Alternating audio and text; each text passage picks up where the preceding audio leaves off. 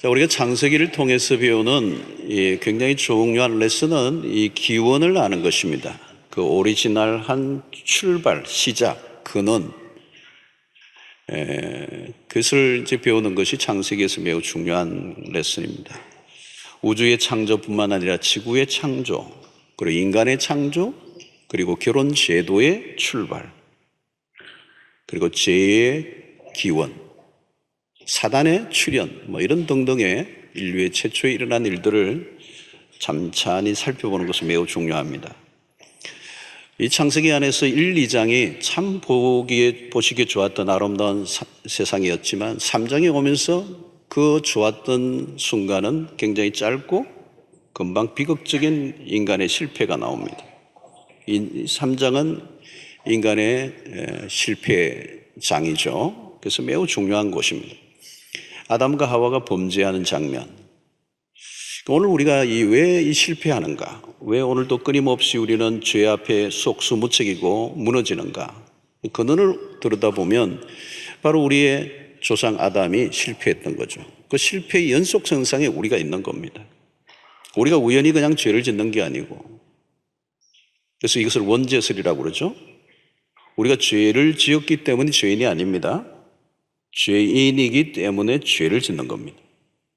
그러니까 우리는 본질상 진노의 자녀고 죄 아래서 태어났고 죄 가운데 잉태되었고 그냥 우리는 죄인으로 태어나고 우리는 그냥 끊임없이 죄를 짓는 겁니다.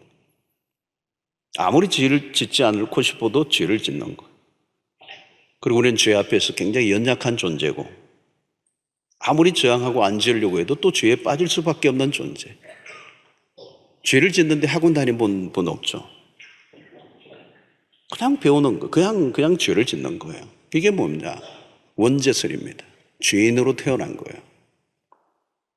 그리고 우리는 이 인류 최초의 아담의 범죄와 나와 상관이 없다고 그러는 분들이 있을지 모르지만 상관이 없는 분이 없습니다. 우리는 다 아담의 후예요. 자, 상관없다고 하는 분들 보십시오. 오늘 이 죽음이 왜 왔습니까? 죄로 인하여 온 거거든요. 죄를 지은 대가로 죽음이 온 겁니다.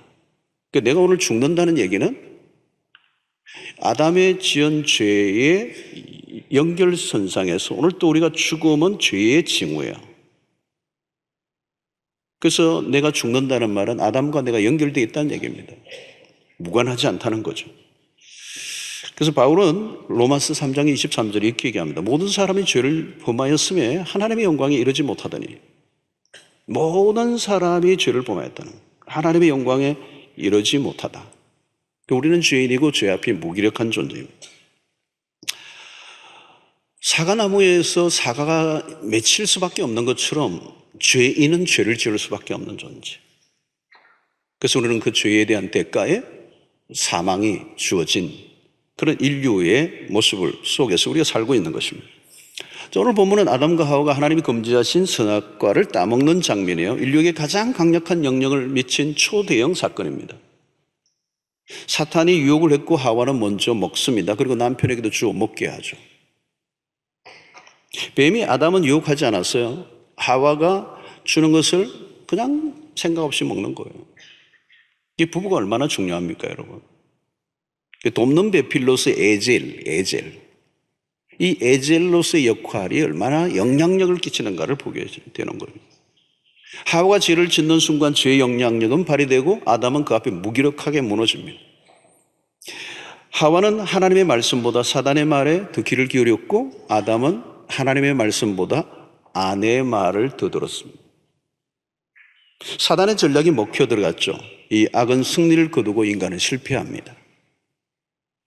자, 오늘 우리는 여기에서 범죄의 장면, 이 최초의 범죄의 장면, 이 범죄가 어떻게 이루어지고 있는가 하는 장면을 잘 보아야 합니다. 6절을 보면 여자가 그 나무를 본 적, 사단이 여자로 하여금 그 나무를 보게 한 거예요. 본 적, 먹음직도 하고 보암직도 하고 지혜롭게 할 만큼 탐스럽기도 한 나무인지라 여자가 그 열매를 따먹고 자기와 함께 있는 남편에게도 주매 그도 먹은지라. 자, 여기서 매우 중요한 것은 여자가 그 나무를 본 적 하는 단어입니다. 이런 마귀가 유혹을 하는 것을 보면 특징이 있습니다. 선악을 알게 하는 나무를 주목하게 했다는 거예요.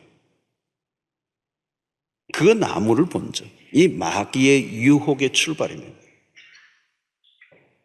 이런 마귀는 주목하게 한 거예요. 보는 것은 그냥 보는 게 아닙니다. 우리는 보는 것의 영향을 받는다는 것을 놓치지 말아야 합니다. 보는 것을 통하여 우리의 생각 안에 어떤 워킹, 작동이 되기 시작하고 어떤 생각들이 형성된다는 거죠. 자, 마귀는 무엇을 주목하게 했습니까? 지금 그 에덴의 풍요함 속에서도 무엇인가 부족함을 느끼게 만들고 자기에게 있지 않은 것에 주목을 하게 한 것입니다. 여러분, 사람이 언제 불행해집니까? 결핍을 느낄 때, 만족을 느끼지 못할 때. 마귀가 지금 하는 일이 그거예요. 마귀의 전략을 우리가 잘 알아야 합니다. 마귀는 지금 아담과 하와가 가지고 있지 않는 한 가지에 집중하도록 하는 것입니다. 거기에 돋보기를 갖다 대고 그 뒤에 확대경을 갖다 대는 겁니다. 그리고 시선을 고정시키고 있으면 욕망은 증폭됩니다. 오늘날 사람들은 만성적 불만족에 빠져 살아갑니다. 인간의 욕망에 주목할 필요가 있습니다. 불행은 여기에서 시작이 돼요. 욕망은 어디를 향하고 있습니까? 나에게 없는 것, 지금 있는 것으로 부족하다고 여기게 하는 것입니다. 이렇게 우리의 모든 것은 보는 것으로부터 시작이 됩니다. 눈이 중요합니다, 여러분. 욕망은 보는 것에 끌려가게 된다는 거예요. 바라보니까 바라볼수록 주목하고 있는데 보암직한 거예요. 먹음직한 거예요. 지혜롭게 할 만큼 탐스러운 것입니다. 여러분, 오늘날 어떻습니까? 우리 안에 있는 욕망의 불을 지르기 위해서 기가 막히게 세상이 우리의 이목을 집중시키기 위해서 디스플레이를 하고 있어요. 여러분, 백화점에 가면 잘 디스플레이를 해놨다고 그러죠. 쇼윈도에서 아주 멋지게 아주 이목을 집중시키는 거죠. 바라봄을 통해 욕망이 증폭되면 급기야 모든 무장은 해제되고 에너지를 그곳에 다 쏟아버리게 하는 거죠. 여러분, 인간은 그냥 보는 것이 아니라 보고 싶은 것을 봅니다. 왜? 우리 안에 욕망 때문입니다. 돈에 사로잡혀 있는 사람은 항상 돈을 주목합니다. 모든 게 돈이에요. 길을 걸어가다니다가 돈이 떨어졌나? 사람을 봐도 돈이 있나? 전부 다 돈이에요. 여러분, 성에 사로잡혀 있는 사람은 모든 게 성입니다. 여러분, 프로이드가 심리학자가 미친 이 좋지 않은 영향 중에 하나가 모든 걸 성으로 연결시킨다는 거. 모든 걸 성으로. 여러분, 다윈과 프로이드와 칼 막스가 미친 이 세계의 영향은 어마어마한 거예요. 프로이드는 성으로 모든 걸 연결시킵니다. 이들하고는 욕망을 성으로 연결시키는 거예요. 사람들은 성으로 도배해요. 성이에요. 항상 그걸 생각하는 거예요. 여러분, 무엇을 주목하느냐가 중요합니다. 주목하는 동안에 다른 것을 보지 못해요. 바라볼수록 욕망은 커져갑니다. 욕망이 커져가면 통제하기 힘들어요. 통제하지 않은 욕망은 선을 넘게 되어 있습니다.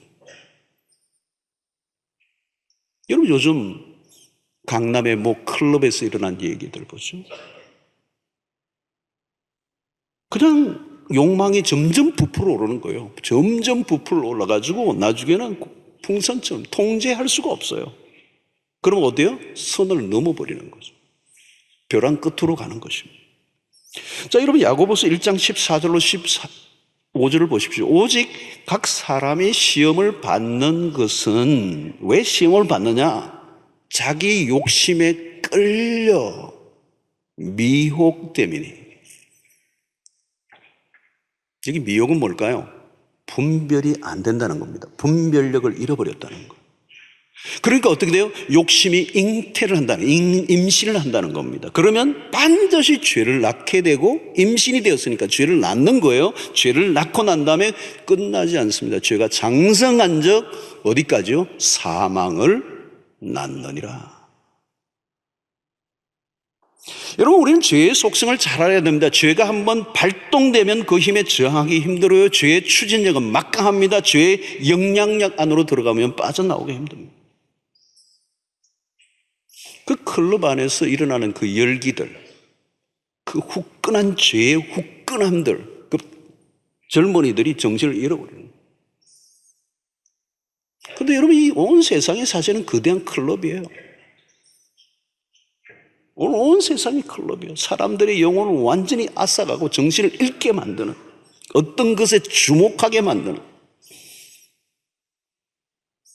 여러분, 한번 보는 것은 어쩔 수 없어요. 그러나 계속 주목하면 계속 주목하게 한다는 거예요. 마귀의 전술은.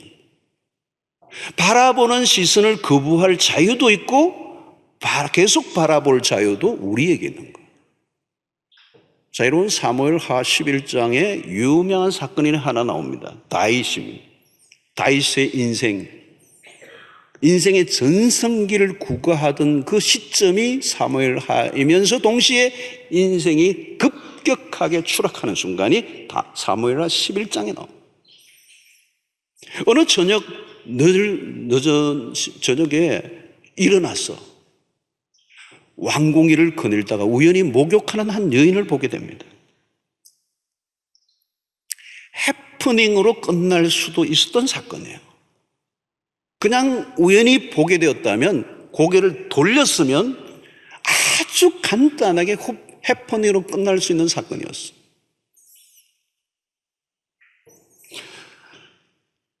계속 바라볼 선택, 고개를 돌릴 선택은 우리 자신에게 있는 거예요. 시선 처리를 통하여 욕망의 불이 켜지기도 하고 꺼지게 할 수도 있어요.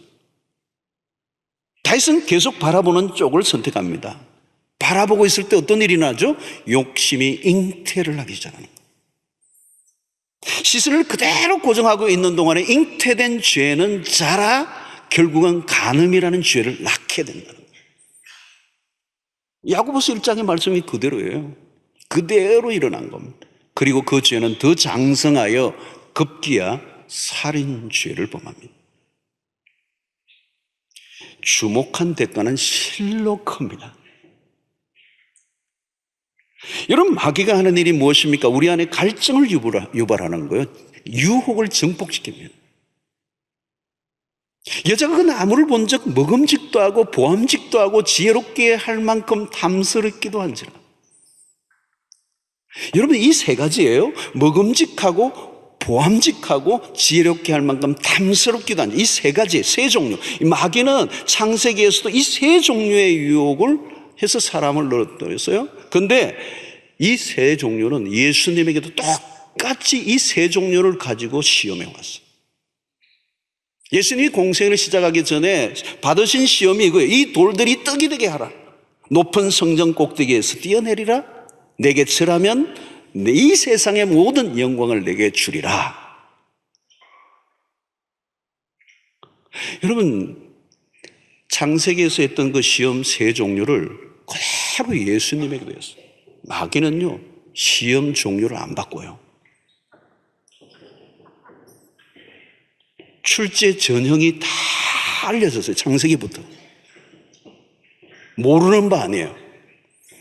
똑같은 시험을 걸고 지금 넘어오는 거예요. 이것을 사도 요한은 이 구절을 요한 1서 2장 16절에서 다르게 이렇게 풀죠.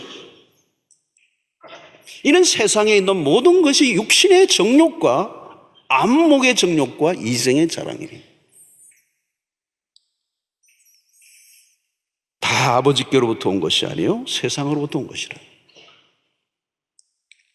자, 이 세 가지를 오늘 이 시간에는 다루지 않습니다. 우리는 너무 많이 들었기 때문에 이 세 가지를 하나로 묶으면 뭐냐? 인간의 욕망의 문제라는 거. 여러분, 기본적인 욕망은 하나님이 주신 것들이고 너무 좋은 것입니다. 여러분, 식욕, 성욕, 그건 하나님이 주신 거고요. 아주 좋은 것이에요.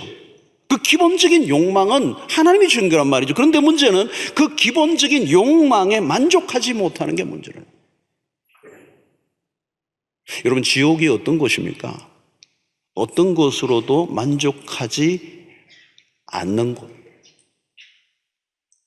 불만족의 상태로 지금 살아가고 있다면 지옥 여행 중. 여러분, 욕망은 무엇인가를 추구하는 힘입니다. 욕망은 중립 상태로 있지 않고요, 어떤 형태로든 채우려고 하는 속성을 갖고 있습니다. 여기에서 말하는 욕망은 하나님 주신 기본적인 욕망을 말하지 않고 죄의 지배 아래 있는 욕망을 말합니다. 여러분, 우리의 삶은 환경의 문제 아닙니다. 욕망의 문제예요. 여러분, 에덴 동산에 모든 걸 다 갖추고 난 다음에 아담과 하와를 만드셨거든요. 그들의 모든 필요가 다 채워진 곳입니다. 상황은 이보다 더 좋을 수 없다가 에덴 동산이에요. 근데 거기에서 뭐예요? 불만을 느끼게 만드는 게 마귀가 하는 겁니다.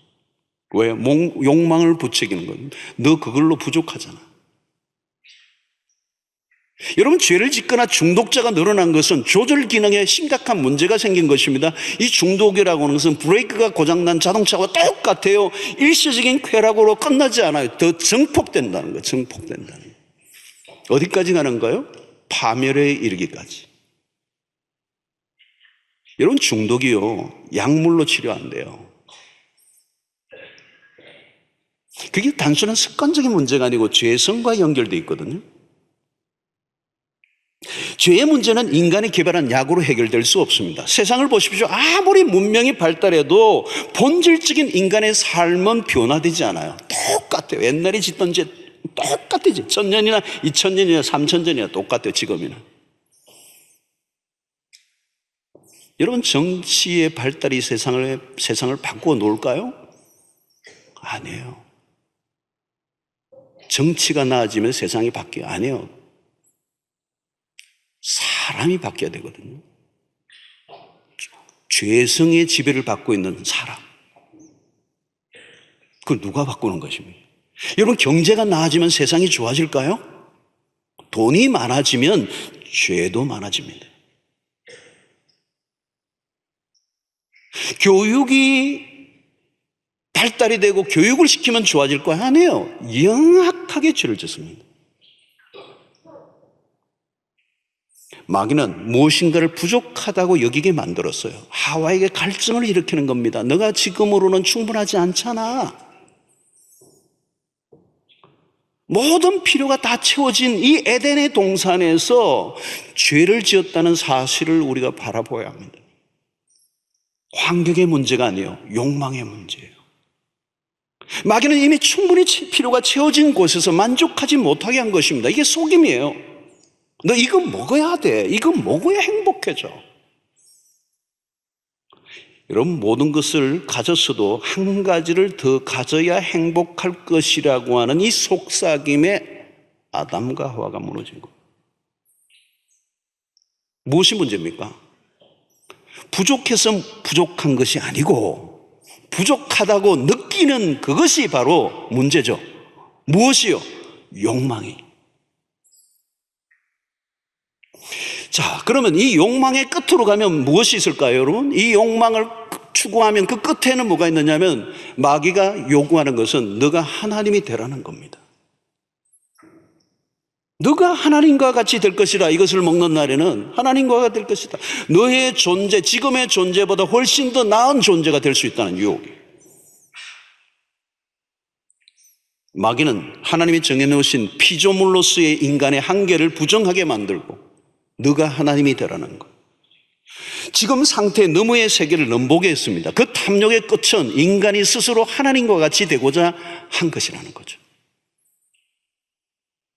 하나님 의지하지 말고 너가 하나님이 되면 되잖아. 성도 여러분, 돈을 벌고 모으는 것 자체는 죄가 아닙니다. 그러나 벌고 모으는 행위 속에서 더 많이 벌려고 하고 더 많이 모으려고 하는 그 행위 속에서 뭔가 하나님이 믿음지 않고 하나님에게 의존하지 않고 내 힘으로 살아가려고 하는 마음이 그 안에 들어가 있다면 선악과를 따먹고 있는 것입니다. 하나님 없이도 살 것 같은 마음이 든다면 지금 잘못된 길로 가고 있는 거예요. 오늘 우리의 자랑거리들이 무엇입니까? 남부럽지 않게 떵떵거리고 살고 싶은 그 욕망의 내면에는 뭐가 있다는 것입니다. 하나님이 필요 없이 살고 싶다는 거예요. 오늘 하나님을 하나님으로 인정할 것인가, 내가 하나님이 될 것인가, 이 싸움이에요. 내가 철저히 하나님에게 의존한 백성으로 살 것인가, 아니면 내가 하나님으로 살아갈 것인가. 하나님이 주신 것으로 만족하고 살 것인가, 아니면 내가 욕망하는 그 욕망의 끝은 내가 하나님. 오늘 또 우리는 그 선택의 기로에 서 있는 것입니다. 자, 이 선악과를 따먹은 불순종 이후에 어떤 일이 갑자기 일어난 겁니까? 오늘 7절을 보십시오. 이에 그들의 눈이 밝아져. 갑자기 눈이 밝아졌어요. 근데 무슨 일이 났습니까? 자기들이 벗은 줄을 알고 새로운 인식이 일어난 겁니다. 무화과 나무 잎 불렸고 치마로 삼았더라. 자, 눈이 밝아졌으면 이전보다 좋아져야죠. 근데 안타깝게도 반대예요. 당황스러워진 겁니다. 뭔가 숨겨야 될 것 같은 거죠. 눈이 열렸는데 눈에 들어온 것은 자신의 몸뚱아리예요. 근데 그 벌거벗은 몸이 뭔가 불편한 겁니다. 더 좋은 거, 더 기뻐해야 되는데 뭔가 크게 잘못되었다는 것을 느끼기 시작한 것이죠. 마귀에게 금방 속은 것을 알게 된 것입니다. 더 많은 것을 알고 싶었고 하나님과 같이 되고 싶었습니다. 그럴 줄 알고 먹었는데, 따먹었는데 더 나아진 것이 아니라 불행해진 것입니다. 자, 부끄러워졌다는 감정. 가장 심각한 것은 수치심이 밀려왔다는 겁니다. 죄를 짓고 난 이후에 가장 첫 번째 증후는 부끄러워졌다는 겁니다. 수치심이 몰려왔다는 겁니다. 자기들이 벗은 줄을 알고 그랬습니다. 여기서 안다라는 이 단어는 불행을 불러오는 지식. 그 지식이 불행을 몰고 오는 지식이에요. 새롭게 알게 된 지식이 축복으로 안내하는 게 아니라 불행으로 인도하는 지식. 여러분, 참된 지혜란 뭘까요? 하나님을 떠난 지혜는 없습니다. 하나님 안에서 지혜, 하나님을 아는 지식이 참된 지혜라고 그랬죠. 눈은 밝아졌는데 무슨 일이 났습니까? 엉뚱한 길로 나간 겁니다. 하나님을 떠나고자 하고 눈이 밝아졌는데 하나님과 영적으로 막혀버렸습니다. 오히려 자신들이 수치롭게 여겨졌다는 거예요. 자, 그러면 무엇이 그들로 부끄러워하게 되었을까? 본래 하나님이 만드신 인간은 아름답고 황홀했습니다. 창세기 2장 25절에 우리는 이미 살펴보았습니다. 아담과 그의 아내 두 사람이 벌거벗었으나 부끄러워하지 아니하였다. 서로를 바라보는데 전혀 불편함이 없어요. 둘은 완전한 하나, 바라볼수록 경이로움에 가득 찼다.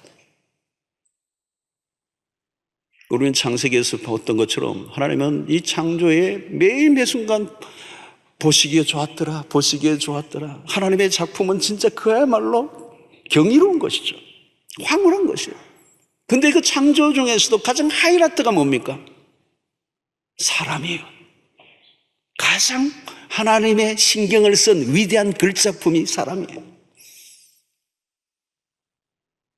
흠이 없이 완벽하게 만드는 아름다운 그 자체였습니다. 그런데 부끄러워졌다는 겁니다. 자신들을 보아도 상대를 보아도 무엇인가 불편한 거예요. 여러분, 죄를 짓는 순간부터 찾아온 불행이 바로 이거예요. 죄로 인하여 잃어버린 것들이 한둘이 아닙니다. 앞으로 우리가 그것을 이 3장에서 여러 가지를 살펴볼 거예요. 그런데 첫 번째가 뭡니까? 아름다운 것이, 하나님이 주신 아름다운 것이 혐오스러움으로 바뀌어버린 거예요. 창조의 아름다움에 죄가 끼어들자 그 창조의 영광이 망가져버립니다. 그 순간 더 이상 친밀함을 느낄 수가 없어요. 완전이 아니라 불완전함의 감정이 밀려온 것입니다. 성도 여러분, 인간은 하나님 앞에서 그 하나님의 영광이 반사되어 인간을 통하여 하나님의 영광의 일부가 스며 나오게 돼 있어요. 근데 하나님과의 관계가 깨어지자, 하나님과의 관계가 분리되자 우리에게서 하나님의 영광의 반사가 없어져 버려요. 그러니까 그 영광이 떠나버린 거죠, 우리의 몸에서. 여러분, 수치심이라고 하는 것은 가장 기본적이면서 가장 강력한 감정입니다. 죄인이 느끼는 비극적 감정이 수치심이에요. 우리의 삶에 치명적인 영향을 끼치게 됩니다. 자신이 보이고 싶지 않은 것이 보여졌을 때, 노출되었을 때 우리는 수치심을 느껴요. 마치 타의에 의해 벌거 벗겨진 상태에서 찾아오는 당혹감. 이스라엘 역사 속에 전쟁이 일어나면 하나님의 예언 속에 그런 게 있어요. 너희들이 그렇게 불순종하면 너희들의 자녀들이 포로로 붙잡혀가 적들 앞에 너희의 자녀들의, 그 성장한 자녀들의 하체를 드러내리라. 그 수치를 당하리라는 거예요. 이게 큰 징계죠, 여러분. 여러분, 인간의 내면에는 의식이든 하든 무의식적이든 죄를 짓고 난 우리의 감정, 우리에게는 수치심이 깊이 숨겨져 있어요. 여러분, 부끄러움을 느끼면 자신에 대한 부족감과 열등감과 무가치함과 자기에 대한 불편한 감정들이 일어나게 됩니다. 나는 사랑받을 수 없는 상태라고 하는 그 수치심이 죄책감과 함께 동반되게 되어 있습니다. 여러분, 수치심은 창피를 당할 때, 무시를 당할 때, 조롱을 당할 때, 치욕을 당할 때, 굴욕을 당할 때, 사람들은 수치심을 주면 견디지를 못해요. 오랫동안 이 제수자, 세계적인 제수자 선교를 했던 찰스 콜슨이라고 하는 이분, 백악관 보장을 했던데 감옥에 들어갔는데 제수자 선교사로 이제 바뀌었는데요. 그분의 글들 속에 그런 게 있어요. 감옥에 들어가는 그 순간, 감옥에 들어가는 것 이전에 인간이 겪는 모멸감을 얘기를 해요. 온몸을 다 벗기고 샅샅이 다 조사를 하듯이 온몸을 뒤지고 발가 벗겨진 채 그 검열을 받는 그 과정 속에 모멸감을 느끼고 수치를 느끼고 죽고 싶은 감정을 느끼고 인간으로서의 대우를 받지 못하는, 짐승처럼 대우를 받는 그런 혐오감에, 스스로 모멸감에 죽고 싶은 감정에 빠진다는 거예요. 종종 청소년들 가운데서 그 수치심들이 자살로 이어집니다. 그 정도로 강력한 영향을 주는 감정이에요. 수치심은 인간의 삶에 드리워진 어두운 그림자입니다. 우리의 모든 행동에는 그 수치심과 연결이 되어 있습니다. 이 수치심을 바르게 해결하지 못하면 부정적이고 파괴적인 결과를 가져오게 합니다. 죄는 하나님이 지은 인간의 존귀함에 거대한 군열을 가져오게 했습니다. 수치심을 해결하지 않으면 불안해요. 나에게 보이고 싶지 않은 것이 드러날 때 드러날 것 것에 대한 두려움. 그래서 누군가 그 수치를 건드리면 분노가 터져버리죠. 그래서 인류 역사는 수치심을 극복하기 위한 몸부림이라고 해도 과언이 아닙니다. 문명의 발달이나 종교적 출발들은 이 수치심을 해결하려고 하는 몸부림들이에요. 찾아온 부끄러움에 대한 인간의 해결책이 뭡니까? 아담과 하와가 무엇을 했죠? 무화과 나무 잎을 엮어 옷을 만들었습니다. 최초의 옷이에요. 여러분, 인류 최초의 패션쇼는 수치를 가리기 위한 목적으로 만들어졌어요. 아담과 하와가 무화과 나무 잎으로 엮어서 딱 치마를 만들니 처음에는 멋있을지 몰라요. 자기 몸을 가렸습니다. 근데 불완전한 거예요. 왜? 시간이 가니까 금방 말라 비틀어지잖아요. 나무 잎이니까. 불완전한 거예요. 숨기려고 해도 가려지지가 않는 거죠. 뭔가 부족했습니다. 여러분, 인류 역사는 가리지 않은 역사의 반복이에요. 죄가 들어오면서 가리는 기술이 발달했습니다. 오늘 창세기 다음 주일도 살펴보겠지만 가리고 숨고 피하고, 이게 인간의 역사예요. 죄가 찾아온, 죄로 인하여 찾아온 하나의 현상이죠. 종교가 여러분 뭡니까? 종교는 이 수치심, 인간에게 찾아온 수치심, 그리고 이 죄책감을 해결하려고 하는 인간의 노력의 산물이에요. 스스로의 문제를 해결하려고 하지만 노력할수록 더 꼬입니다. 여러분, 종교라고 하는 것은 스스로 노력해 보지만 오히려 하나님으로부터 더 멀어지게 하는 것입니다. 인간의 노력은 불완전하고 실패로 끝나고 맙니다. 예를 써보지만 더 큰 공허를 맛보게 됩니다. 선을 행하고 덕행을 쌓고 수행을 하지만 여전히 불행합니다. 어느 정도는 가려질지 모르지만 완전한 해결은 불가능한 것입니다. 성도 여러분, 기독교는 종교가 아니에요. 종교란 무엇입니까? 인간이 만든 겁니다. 인간에 의해서 인간이 인간을 위한 것이 종교예요. 종교는 인간의 노력이 강조됩니다. 분명한 것은 인간의 노력으로는 수치심을 해결할 수 없다는 겁니다. 기독교는 인간의 행위와 노력으로는 구원에 이를 수 없음을 가르칩니다. 모든 세상의 종교는 자력 종교입니다. 인간의 힘으로 구원에 이르려고 하는, 자기의 문제를 해결하려고 하는 것. 기독교는 철저히 타력 종교입니다. 인간에 의해서가 아니라 하나님에 의해서 내어놓으신 구원의 방편을 인간의 편에서 붙잡을 때 구원에 이르게 되는. 여러분, 인간의 실패에 대한 처방은 하나님의 손에 달려 있습니다. 인간의 근본적인 문제는 인간의 편에서 연구나 제한을 통해 일어나지 않습니다. 오직 답은 하나님의 편에서 있습니다. 인간의 실패에 대한 하나님의 처방이 이 수치심으로부터 건져내시는 겁니다. 자, 놀랍게도 창세기 3장에는 인간의 실패와 동시에 하나님은 처방을 내려주십니다. 오늘 3장 읽지는 않았지만 21절의 말씀으로 가면 여호와 하나님이 아담과 그의 아내를 위하여 무엇을요? 가죽옷을 지어 입히시니라.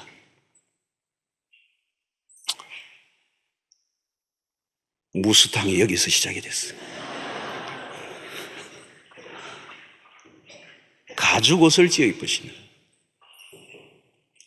여러분, 여기서 가죽옷은 누가 만드셨어요? 하나님이 만들어주신 것이에요. 여호와 하나님이 아담과 그의 아내를 위하여 가죽옷을 지어 입으신다. 여러분, 가죽옷이라는 이 원어적 뜻이 뭐냐면 덮어준다는 뜻이었습니다. 이게 여기에서 구속이라는 단어가 나와요. 그럼 이 가죽옷은 무엇을 상징할까요?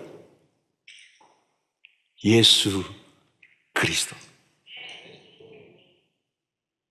자, 여러분, 주님이 우리를 위해 내달리신 십자가를 한번 생각해 보아야 합니다. 여러분, 십자가에서 가장 중요한 게 뭔가 하면 십자가의 형은 수치심을 극도로 일으키는 사형제도예요.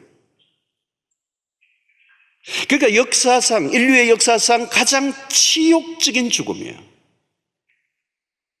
형장으로 가는 일이 무슨 일이 납니까? 예수는 처형장까지 자기의 십자가의 가로를 어깨에 메고 형장까지 가는데 대체로 가는 동안에 다 탈진을 하죠. 처형장에 끌고 간 다음에는 죄수의 옷을 벗겨버립니다. 이때 이 옷이 벗겨질 때 군종들 속에는 조롱에 섞인 비웃음들이 터져나옵니다. 육체적인 고통과 함께 공개적으로 굴욕을 느끼게 하려는 의도가 십자가형이에요.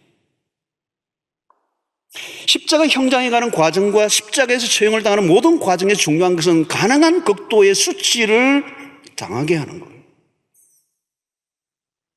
모든 사람들이 지켜보는 대로변에서 그리고 높은 언덕 위에 매달려 진채로 수욕을 당할 대로 당하게 하는 거예요. 왜 그렇게 수욕을 느끼게 하는 거죠? 부끄러움을 느끼게 하는 거예요. 그것은 반역을 억제할 수 있는 효과를 얻기 위하여 누구도 반역을 꿈꾸지 못하도록 최대한의 수욕을 당하도록 부끄러움을 당하도록 하는 거예요. 주님은 최소한의 옷마저도 벗김을 당하셨습니다. 그렇게 죽으신 이유가 무엇입니까? 우리에게 가죽옷을 입혀주시기 위해서. 우리의 죄로 우리가 당할 수치를 하나님의 아들 그리스도가 십자가에서 매달려 당해주셨다. 여러분, 가죽옷을 입히셨다는 말은 뭘까요? 가죽옷을 입히기 위해서는 짐승을 죽여야 해요. 그 짐승이 누구를 의미할까요? 상징 어린 양 예수예요. 그 어린 양 예수의 목베임을 통하여 우리의 수치를 덮을 옷을 만들어주셨어요. 우리는 창세기 3장 인간이 죄를 짓고 실패하자마자 하나님이 베푸시는 이 구원의 놀라운 손길을 마주치게 됩니다. 앞으로 여러분, 계속해서 우리가 경험하는 것은 인간의 실패예요. 인간은 끊임없이 반복적으로 죄를 짓습니다. 이전에도 그랬고 앞으로도 그렇고. 그래서 우리의 자신만을 보면 희망이 없어요. 우리 자신에 대해서는 절망할 수밖에 없어요. 첫사람 아담의 범죄로 인간의 역사는 실패를 해버리고 말지만, 그럼에도 불구하고 우리가 소망을 가지는 이유는 뭡니까? 둘째 아담이신 그리스도, 그분이 우리에게 소망을 주시기 때문에. 이제 여러분, 우리는 하나님이 만들어 놓으신 그 옷을 입어야 합니다. 십자가로 인하여 만들어진 의의 옷. 그 옷을 어떻게 입을 수 있습니까? 믿음으로. 기가 막힌 옷, 완벽한 옷. 여러분, 우리가 넘어지고 깨어질 때마다 우리 자신이 그 죄로부터 오는 수치를 우리의 힘으로 스스로 이겨내려고 각가전 여러 가지로 우리의 자신을 포장하고 우리 자신을 꾸며내려고 하지 말고, 그것은 불가능한 무화과 나무 잎과 같아요. 우리가 해야 될 일은 그리스도 앞으로 나아가 그의 죽으심을 통하여 우리에게 입혀주신 그 가죽옷, 의의 옷, 완전한 옷을 입어야 하는 것입니다. 로마서 5장 19절에 이런 말씀이에요. 한 사람이 순종하지 아니함으로 많은 사람이 죄인 된 것 같이 한 사람이 순종하심으로 많은 사람이 의인이 되리라. 이 대표의 원리예요. 고린도전서 15장 22절의 말씀.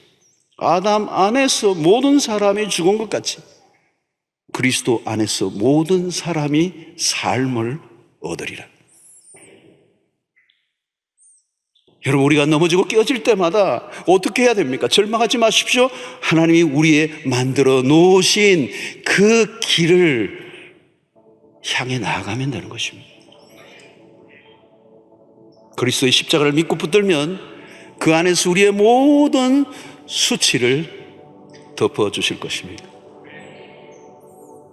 우리를 의롭다 여겨주시는 분은 하나님이십니다. 그분이 우리를 살려주십니다. 이게 복음이에요. 앞으로 계속해서 여러분, 우리의 수치를 드러내기 위해서 마귀는 우리의 수치를 드러내고 우리를 부끄러움을 당하도록 유도할지 모르지만, 우리는 그때마다 우리는 다른 것으로 우리 자신을 무장하려고 하지 않고 오직 그리스도의 십자가 앞으로 나아가야 하는 것입니다. 십자가는 우리를 완벽하게 우리의 수치와 우리의 허물과 우리의 죄를 충분히 덮고도 남는 은혜가 있습니다. 그래서 우리는 창세기를 바라보면서 인간의 이 처절한 실패를 보며 절망하지만, 그 실패하는 그 곳마다 끊임없이 하나님의 은혜가 오버랩돼요.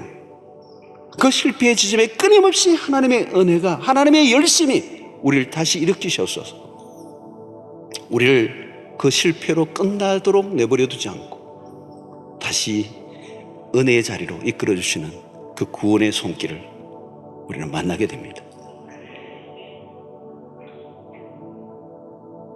사랑하는 성도 여러분, 우리의 죄보다 더 큰 하나님의 은혜가 여러분의 삶에 크고 넘치도록 흘러넘치는 은혜의 역사가 있게 되기를 주의 이름으로 축원합니다.